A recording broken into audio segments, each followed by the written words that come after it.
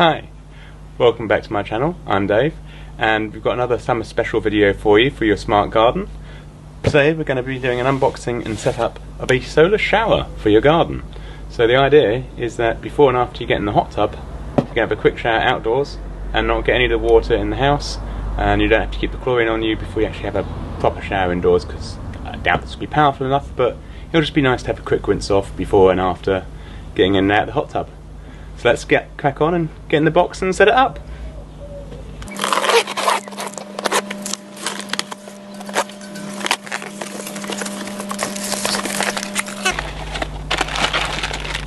Mounting bolts to go into a concrete tile and the tap.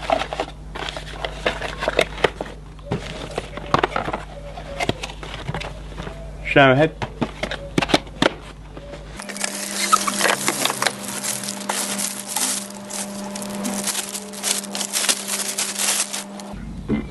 That's the base part. You've got the bracket to mount it to a concrete tile.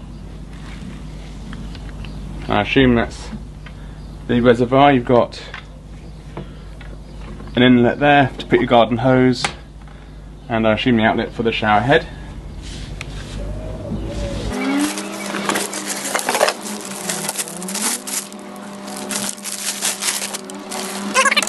And that'll be the top part where the shower head will attach to there.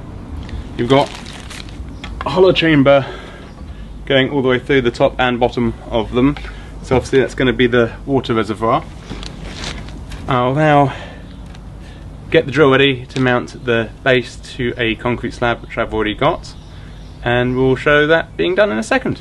What we need to do next is we'll just need to mark and drill the 4 holes here, and then we can take this away, drill it, and then mount it in place. Obviously you don't want to drill it whilst it's here because we could damage this, so just get a pencil and just give it a quick mark. Okay, first of all what we're going to do is we're going to take a tape measure and draw a diagonal and another diagonal, like so. And what that does is it gives us a nice cross here, so you know the centre of the tile, and when we line it up we should be able to get the 4 holes evenly around there, so we've got the most strength in our concrete tile and it will look nice and central. Okay, I did draw a cross on the bottom to try and find dead centre, but the way in which the base is a rectangle rather than a square doesn't mean it can actually line up with the guidelines I just put down, but it gave me a close approximate, which I was then able to use tape measure and just measure from each corner of the base to the edge of the tiles,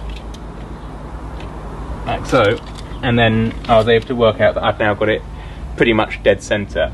So I'm going to now mark the holes and then drill and screw in the base unit.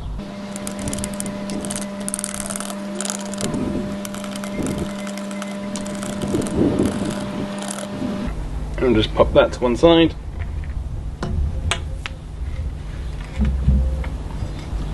And I'll get the drill. Okay, I've got my hammer action drill, set it to hammer, and I've got the largest bit that I've got for masonry work, and hopefully that will be big enough. Also remember to wear your safety goggles, especially when drilling into stone or concrete, because you don't want any of that dust or chips to get into your eyes.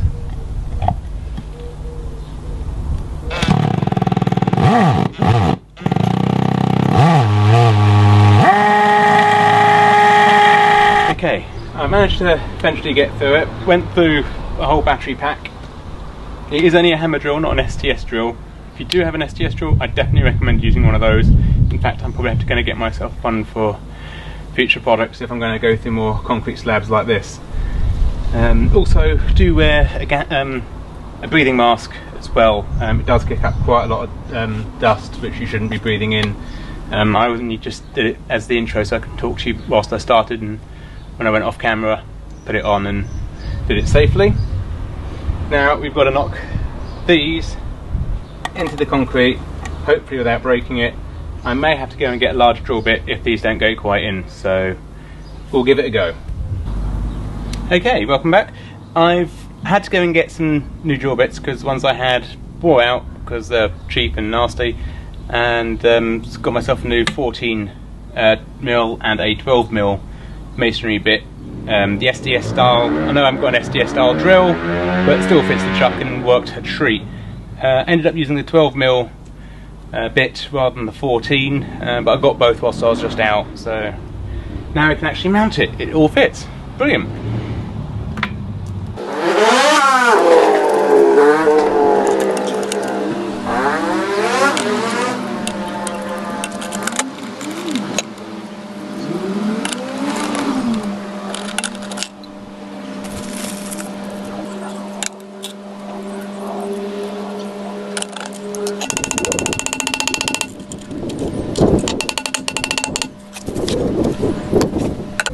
Okay, now I've got them in. The reason why I put the bolts in when hammering at home is so that we don't fold over the top of the nut, and was able to drive the whole thing into the concrete, but also leaving a part of the sleeve in here, so that this is actually stable, even without doing the bolts up or even taking the bolts completely out. It still actually just stayed in place.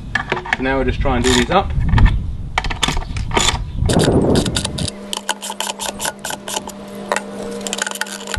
Okay, whilst I was doing it, I managed to shear off one of the bolts. Perhaps 12 was still too small. I'd suggest going 14, it was the next size up there was, but I've started off and we'll just have to leave it and hope that those just nubbins hold it. I'll try and do these up as far as I can, hopefully without snapping any more off, and I'll get back to you. Alright, I've done the up as far as I like without stressing them. What I have to do is just pack these with washers. Either I should have made bigger holes look bigger, or made sure that the metal part went all the way into the concrete, which would have then been the difference of that gap. That could well be the idea. It's just that when I've seen them do it in shop fittings, I believe they've always made it fit the base of the unit rather than to the bottom. But never mind, it is still, I'm moving the slab, not the unit, so it's still nice and firm. I can't see that going anywhere. So I'm just going to get the top and whack that. Okay, first of all we get the washer. There's the side with the grooves and the flat side. I'll put the flat side down. Take the top unit.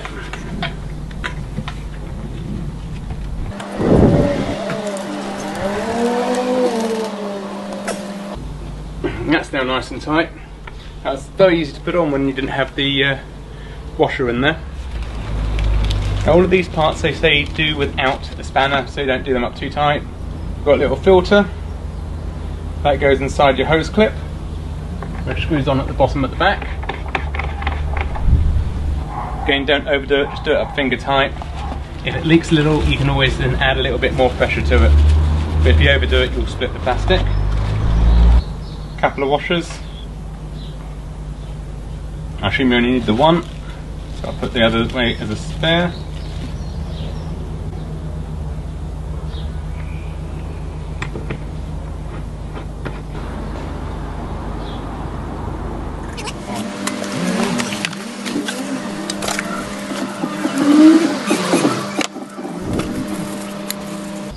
No mention of this whatsoever in the instructions. I'm just going to guess that bit goes in there, the O-ring, the ball joint on top.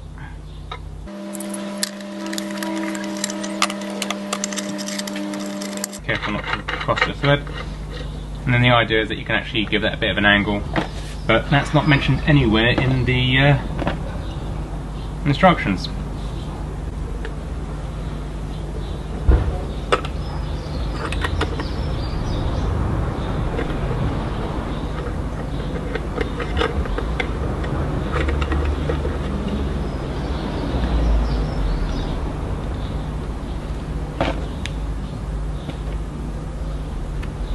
Where are they saying this extra filter goes?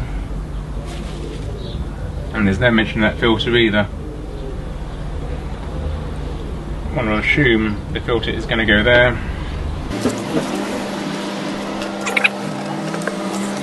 Putting that down.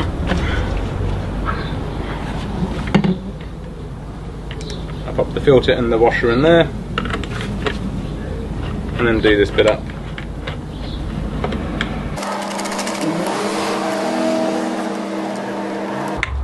Okay, I didn't actually end up doing it with a spanner. I was able to do it up finger tight, very carefully move it, twist it, pull it back again until you get it tight.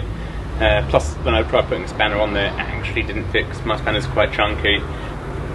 So it's probably a good thing, because I assume the plastic must be that little bit too weak to hold a full tension. No. Now get the hose, connect it to the back, turn it on, let it fill up, and you get back to you in a bit. We've got the hose connected now to the back. No leaks. Water from the bottom, probably none at the top. Oh, it's filling. Obviously getting the air out of it. Okay, so you need to obviously leave it open just to let the water fill it because it's going to have an air block in there, but it does certainly not think it's going to do the trick. It's just fully filled with water. It's got the top and bottom chambers full, so there's probably quite a bit of weight in that.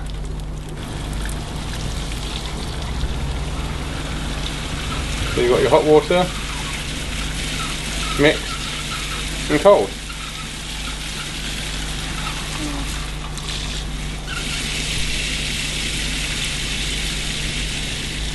Well, there you have it, an outdoor solar heated shower, so you can get clean before and after your hot tub.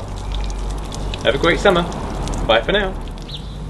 What I forgot to show was I did actually use a level to check to make sure the tile was level. But once I filled it up with water, I found that it was leaning over to one side. As you can check, you can see the bubbles way off to one side.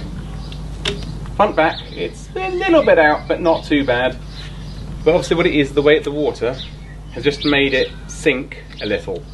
So what I'm going to do is empty it of water, move the tile up, and pack the side that it's low on until it becomes back up level again. And I may have to do this several times because obviously I can't compact it too heavily. I haven't got a heavy compactor, so it might just be put a bit of soil under there, put it back on, fill it with water, let it settle.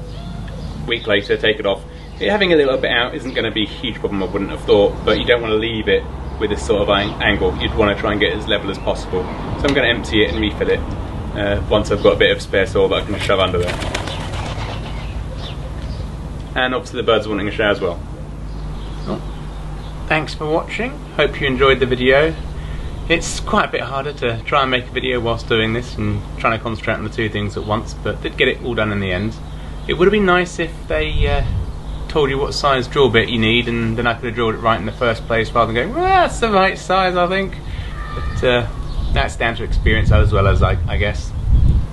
It all works. It obviously isn't coming out hot yet because it hasn't had time to warm up in the sun. But it definitely was good, and I think that's going to make a lovely addition to the smart garden. Hope you enjoyed it. Give it a thumbs up, as always. The links of everything are in the description below. Hope you subscribe and drop us a comment. Take care. See you next time. Bye bye.